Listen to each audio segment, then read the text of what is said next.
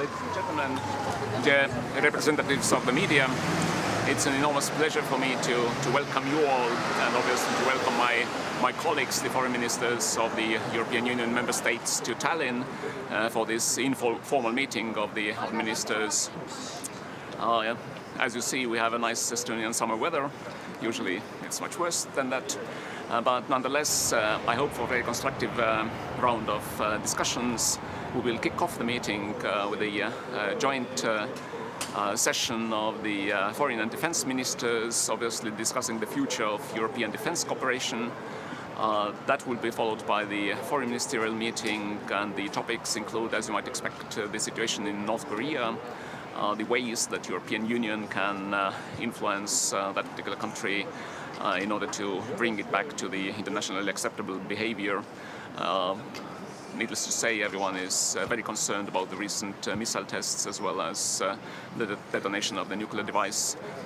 We will also be discussing the Middle Eastern peace process, the situation between Israel and Palestine, and we will be discussing the European Union's policy regarding human rights in EU's relations with third countries. We will also be discussing our own internal working methods with a focus on how to maintain EU unity in various international organizations. And the foreign ministerial meeting will be finished by a meeting with the colleagues from the candidate countries, and with the ministers of the candidate countries, we will be discussing the fight against violent extremism.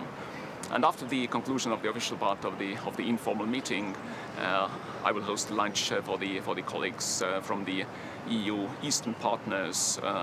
So we will be discussing the ways that European Union can contribute to building resilience in those countries with regard to government institutions as well as the societies of those countries. So I very much thank you for the keen media interest, and I hope for constructive discussions among the ministers, and we will be as accessible as possible to the media with any further requests. Minister, as Turkey is one of the candidate countries, sorry, it's a little bit complicated for the microphone. Turkey is one of the candidate countries, but still there are some problems at the moment. How should we tackle the Turkey problem? Should we stop? Well, the focus of our discussion tomorrow with our colleagues from the candidate countries, including Turkey, will be fight against violent extremism and terrorism. And that, I think, is a topic that is common to all EU member states as well as the candidate countries, both in the Western Balkans region and to Turkey. So that will be the focus of the discussion tomorrow. As to the wider question of Turkey's status as a candidate country and the future of that status, then I do not expect the European Union to make any dramatic decisions in that regard during this year. Early next year we will hopefully have a Commission assessment as to whether and to which degree Turkey is still in accordance with the Copenhagen criteria, and obviously the further decisions will be made based on that. But irrespective of the future relationship between the EU and Turkey, Turkey will remain a very important partner for the European Union in very many policy areas.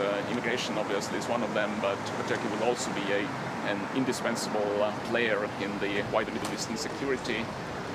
Well, there are a number of ongoing conflict situations in that broader neighborhood. And Turkey obviously is also an indispensable NATO ally, one of the largest and strongest NATO allies on this side of the Atlantic Ocean. So I think that we will have to tread very carefully, and while discussing the Turkey's status as a candidate country, we should also discuss the future relationship in all its aspects and not make any hasty decisions without looking at the issue comprehensively. North Korea, do you think we need more European sanctions, new sanctions on North Korea? Well, obviously, the sanctions regime regarding North Korea is or the EU restrictive measures on North Korea are the toughest, the strictest measures or sanctions that the European Union is applying to any third country. And the trade relations between the EU and North Korea are not massive by